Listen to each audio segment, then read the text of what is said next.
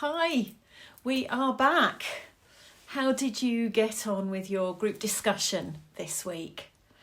I've heard some great feedback about deep questions that are really testing your youth leaders, and even youth leaders telling me that they are learning a lot. I think it's really very exciting. So today we move on to Joshua, and he is one of my favourite characters in the Bible. He was with Moses when he crossed the Red Sea and was one of the 12 men who went into Canaan as a spy to check out the land that God had promised to Jacob. And he was one of only 2 that came back from Canaan believing that God would make a way for the Israelites to take the land. After 40 years wandering in the desert, Moses dies within sight of the promised land, and Joshua becomes leader of the Israelite nation. His first job is to lead them over the River Jordan, which is in full flood and parts for them similar to how the Red Sea parted years earlier. Joshua is a military leader, and it's a good job too, because there is battle after battle after battle in order for the Israelites to take the land. In chapter 5 you can read about the famous battle at Jericho, and then in chapter 8 about another impressive battle at Ai. And in chapter 9, the reputation of the Israelites has gone before them. Word of God's promise has been heard. And the people of Gibeon first deceive Joshua and then make a treaty with him. Now in chapter 10, 5 of the Amorite kings, or Amorite tribal leaders, have come together to take on Joshua and the Israelite army. Joshua leads his army on a march through the night and surprises the Amorite kings in the morning. There is confusion, and the Israelites chase the Amorite army through the countryside. A heavy hailstorm comes and destroys twice as many of the Amorite army as the Israelites have already killed with their swords.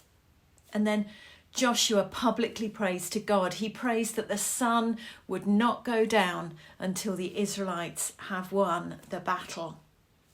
Wow, what a bold and courageous prayer. God does what he asks, and the Bible tells us that there has never been a day before or since when the Lord listened to a human being in this way. I am so impressed with Joshua's prayer that he had the ridiculous audaciousness to publicly pray for such a thing. And then God performed a mind-blowing miracle. But could such a miracle actually be true? Well, in verse 13 it says, as it is written in the book of Jashar. Well, the book of Jashar was a book of poetry, so this event could be poetic. Joshua or his scribes could be quoting directly from this book of poetry. It was an anthology or collection of national songs in honour of renowned and eminently pious heroes. So it could just be that the writer of this poem used license to describe what went on that day. Now, many scientists explain this passage as a solar eclipse where the moon passes in front of the sun. Well, the Hebrew word that we have translated as stand still may actually mean to become dark. As the word is only used one other time in the Bible, we have had to confirm this by looking at other ancient writings of the time.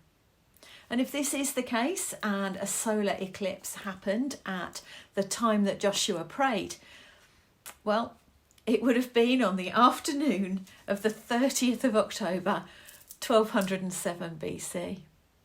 However, Joshua is asking for the sun to stand still over Gibeon and the moon to stand still over a valley in the west. So one's on the east, one's on the west. So I think it's a little unlikely. Another scientific explanation could be that the Earth wobbled. We all know that the Earth rotates on its axis, but it also wobbles about a bit. And if the Earth wobbled on the day of this battle, it could appear that the day is much longer than and that the sun has stood still. So the Earth isn't perfectly round, and the mass within it is both unevenly distributed and it is prone to moving around. And that can be caused by storms or seasons, earthquakes. It could just be the rocks in the Earth's core moving about. And so it seems as well by global warming. And as a result, the Earth's axis and the poles at each end of the axis move about.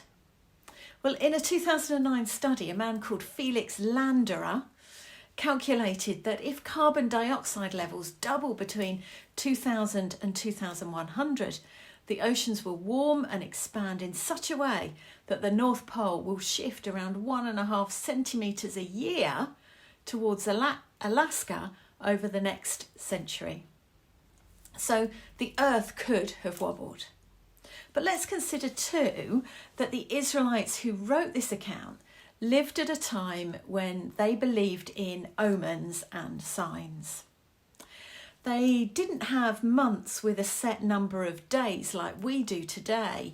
They relied on the phases of the moon to determine where they were in the month. The first day of the new moon was the first of the month, and if 14 days later both the sun and the full moon are seen in the morning sky, this was taken as a good sign. It was a perfect month. It would be thought that both the sun and the moon had waited for each other, as if they had stood still. And it may only have been for about 4 minutes, but it was an excellent omen. And if the battle were to take place on such a day, it would be considered as a good sign that God would help the Israelites to win the battle. Now, I think this is a good explanation.